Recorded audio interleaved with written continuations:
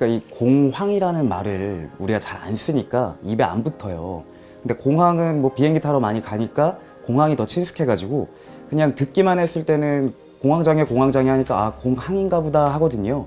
근데 이제 이 공황이라는 말은 예전에 뭐 경제 대공황도 있잖아요.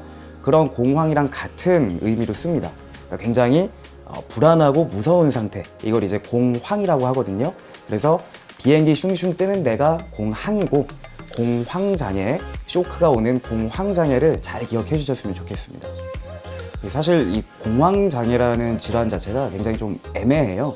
어떻게 진단을 해야 될지도 애매하고 모든 사람에게 다 비슷하게 나타나는 건 아니거든요.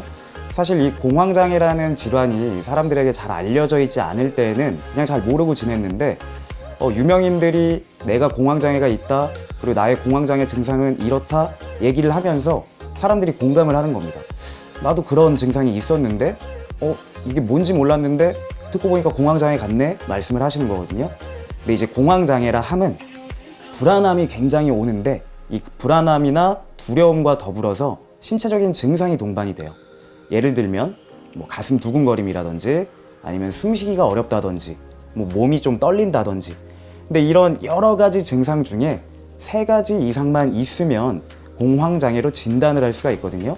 근데 그보다 앞서서 확실하게 공황장애 환자라고 생각할 수 있는 거는 내가 어떤 방법을 써도 이 불안함이나 두려움을 줄이지 못하는 상황, 이런 상황을 여러 번 반복하는 분들을 우리가 공황장애 환자라고 볼 수가 있겠습니다.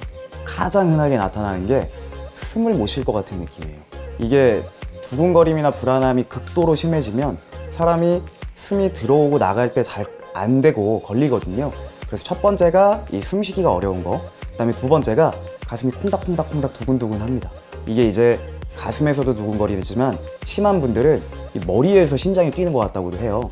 그럴 정도로 이제 두근거림이 심해진 상태가 또 공황장애의 대표적인 증상이 될 수가 있겠고, 3번째는 얼굴이나 머리 쪽으로 열이 확 올라옵니다. 그래서 화끈화끈거리고 괜히 덥고 땀도 많이 나고, 이런 증상들이 이제 공황장애 환자들에게 나타나는 대표적인 신체적 증상 3가지라고 볼 수가 있겠습니다. 이런 증상이 있었고 내가 굉장히 불안하고 두려움을 겪었던 분이라면 누구든지 공황장애라고 진단을 받을 수 있습니다. 근데 이제 발생률이라고 하는 거는 사실 정확한 집계가 되기는 어렵지만, 한 번이라도 1년 내에 공황 발작 내지는 공황장애 이상 증상을 겪으신 분들은 1% 이상이 될 정도로 상당히 흔한 편이에요.